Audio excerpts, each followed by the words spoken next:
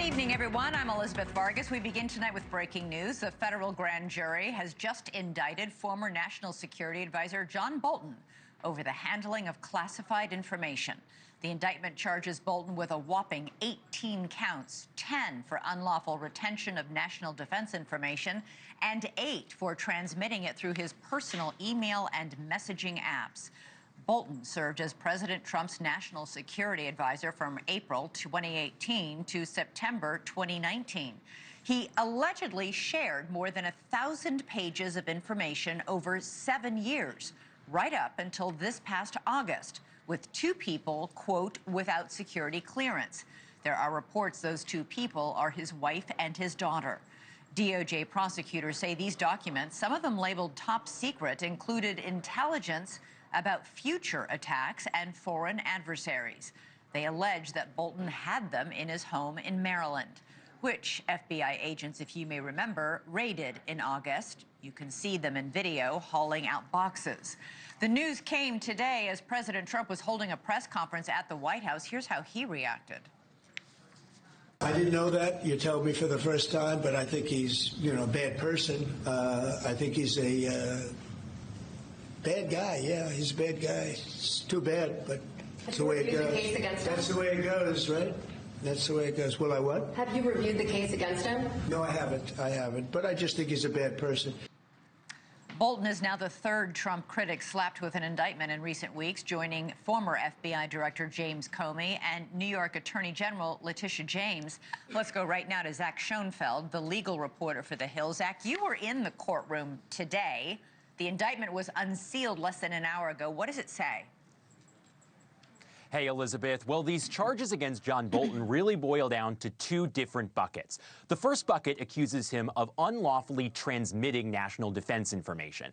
And these allegations center around accusations that while he was national security advisor, he kept these daily diaries. According to the charging documents, as you mentioned, he sent these diary entries to 2 family members. Now, in the court documents themselves, these family members aren't named. They're called Individuals 1 and Individuals 2. But then John Bolton eventually used this material to write his book. So that's the first bucket, transmitting information. And then the second bucket, the second batch of 10 charges, accuses him of unlawfully retaining national defense information. So that refers to allegations that in his Maryland home, after he was national security advisor, that he still held on to some of these sensitive and classified materials. So 2 buckets of charges. We now are seeing all of this outlined, but we're also now, for the first time, hearing from John Bolton himself. Just in the last hour here, he released a statement condemning these charges. He used the word saying that the Justice Department has been weaponized against him, and writing that his book was reviewed and approved by experienced career clearance officials, saying that when his email was hacked, the FBI was made fully aware, and that in 4 years of the prior administration, no charges were ever filed. So certainly a defiant stance here as we get to the start of this case. It is defiant. It's worth noting, Ambassador Bolton was indicted in Maryland. That is different from the place where Tish James and James Comey were indicted. They were both indicted by the Eastern District of Virginia.